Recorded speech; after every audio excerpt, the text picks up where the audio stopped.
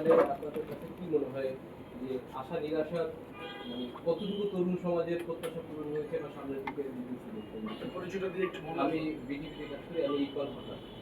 দেখেন, বাংলাদেশের বর্তমান যে পরিস্থিতি, এই পরিস্থিতি কিরকম আপনারা সকলেই কিন্তু অনুধাবন করতে পারছেন।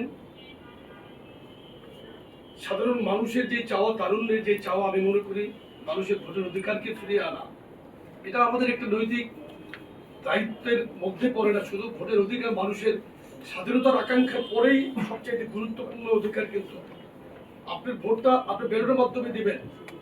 যে সরকার গঠিত হবে সেই সরকারের জবাবদিহির মধ্যে কিন্তু থাকবে।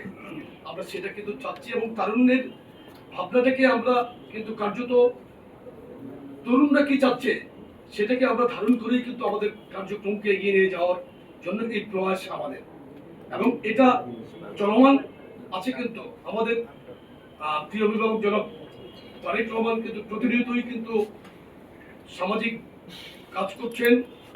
মানুষের যে কোনো প্রবলেমেই কিন্তু উনি এগিয়ে আসছেন। আপনি মাগুরাতে দেখেছেন, গতকালকে লামিয়ার ঘটনা দেখেছেন, বিএনপির প্রতিনিধি দল পাঠিয়েছেন, উনি এখানে প্রয়োজন কথা বলছেন। মানবিক সমাজ বিনির্মাণের জন্য উনি সর্বত চেষ্টা করছেন। জনগণের অধিকারকে ফিরিয়ে আনার জন্য উনি চেষ্টা করছেন। মানুষের আকাঙ্ক্ষাকে মর্যাদা দেওয়ার চেষ্টা করছেন। মানুষ ওনার কথাকে বিশ্বাস করছে। বাংলাদেশের মানুষ ইতিমধ্যে বিএনপি এবং জনাব তারেক রহমান এর উপর ব্যাপক আস্থা রেখেছেন এবং বাংলাদেশে বর্তমানে অবিসংবাদিত জনপ্রিয়তা অবস্থান করছেন বিএনপির সম্মানিত চেয়ারপারসন দেশের বেগম খালেদা জিয়া।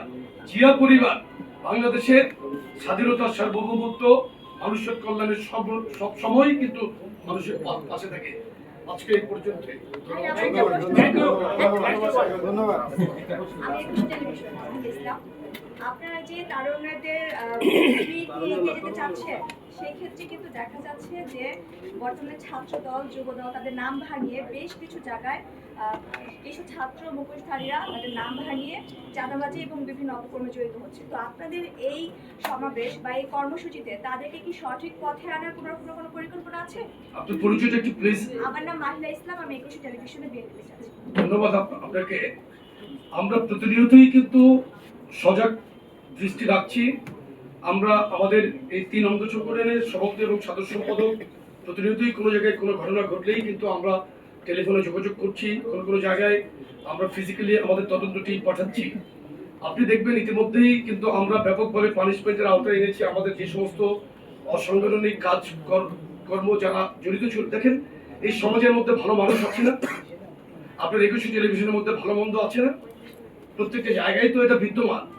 সুতরাং সংগঠনের মধ্যে যেই গুটিগত পার্সেন্টেজ কিন্তু খুবই মাইনর একটি পার্সেন্টেজের মধ্যে কিন্তু আমরা আছি। আর আপনি দেখেন, পতিত ফ্যাসিস্ট আওয়ামী লীগের দোসররা কিন্তু আজকে জামাত ইসলামের আশ্রয়ে গিয়েছে কিংবা এনসিপিতে গিয়েছে বা অন্যভাবে কিন্তু কোনোভাবে বিভিন্ন জায়গায় প্ল্যাটফর্মে তারা ঢোকার চেষ্টা করছে।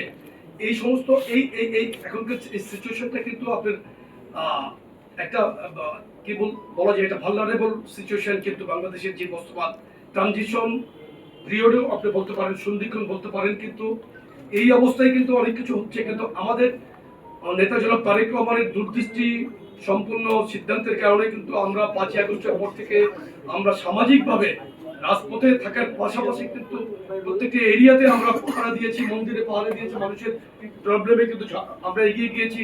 আমরা পুলিশ স্টেশনের মধ্যে আমি নিজেও, আমাদের প্রত্যেকেই এখানে যারা সিনিয়র নেতৃবৃন্দ, শীর্ষস্থানীয় নেতারা কিন্তু আমরা গিয়েছি থানা পুলিশ স্টেশনগুলোতে, তাদেরকে আমরা সহযোগিতা করেছি। তারা এখনো পর্যন্ত বাংলাদেশের পুলিশ আমি মনে করি স্টেবল মেন্টালিটি তারা ফিরতে পারে নাই। সো দ্যাট এখানে কিছু ঘটনা কিন্তু ঘটছে, আমরা এটা অস্বীকার করছি না। আওয়ামী লীগ যেমন ডিনায়াল পদ্ধতিতে ছিল, আমরা কিন্তু ডিনাই করছি না, আমরা স্বীকার করছি, দায়িত্ব নিচ্ছি, বহিষ্কার করছি, কারোর বিরুদ্ধে মামলা করছি, অ্যারেস্ট করাচ্ছি। Thank you.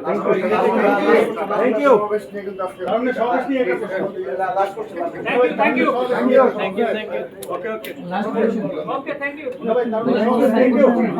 you. আচ্ছা, এবার অন্য রাজীব হাসান উত্তর দেবে। আপনারা এমন একটি সময়ে সমাবেশ করতে যাচ্ছেন যখন সরকারের সাথে নির্বাচনের তারিখ নিয়ে তৈরি হয়েছে।